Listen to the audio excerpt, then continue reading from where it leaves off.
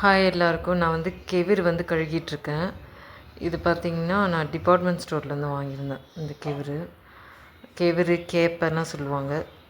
இது நம்ம வந்து ஒரு 1 ஹவர்லேருந்து 2 ஹவர் கிட்ட நான் அதை ஊற வச்சு இப்போ வந்து பார்த்திங்கன்னா நல்லா அலசி கழுகுறேன். ஏன்னா நம்ம அப்படி கழுகுனா தான் இதில் இருக்க அழுக்கே போகும். நீங்களே பாருங்கள், அந்த தண்ணி எப்படி இருக்குன்னு நீங்களே பாருங்கள்.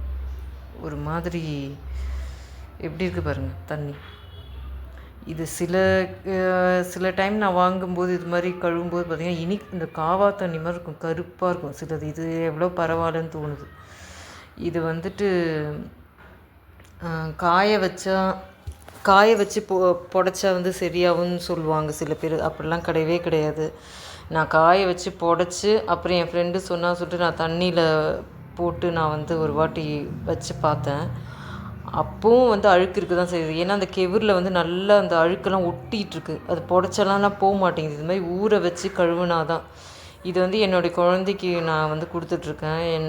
நான் இப்போ அவளுக்கு 4 வயசு ஆகுது. 1 வயசுலேருந்தே கொடுத்துட்ருக்கேன் அவளுக்கு இந்த கெவுரு மாவு தான்.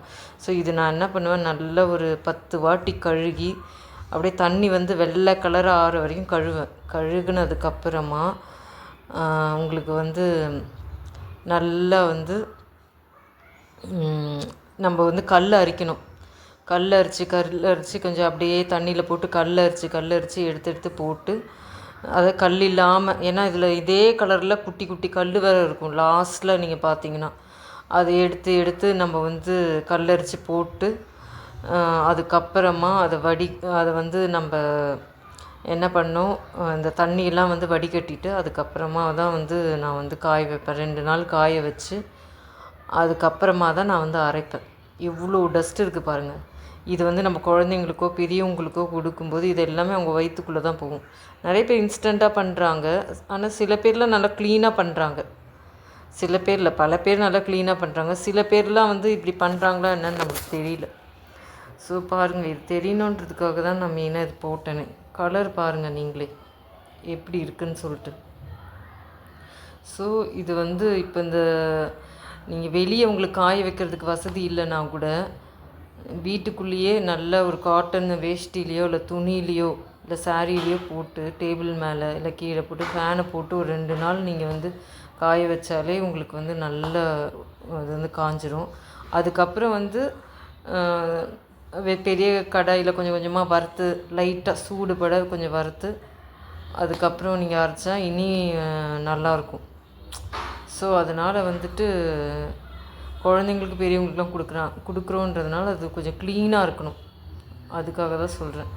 ஸோ இவ்வளோ அழுக்கு இருக்குது. நீங்கள் வந்து அண்ணாச்சி கடையில் வாங்கினாலும் இதே அழுக்கு தான் இருக்குது, ஹோல் சைடில் வாங்கினாலும் இதே அழுக்கு தான் இருக்குது, அதேமாதிரி டிபார்ட்மெண்ட் ஸ்டோரில் வாங்கினாலும் இதே அழுக்கு தான் இருக்குது.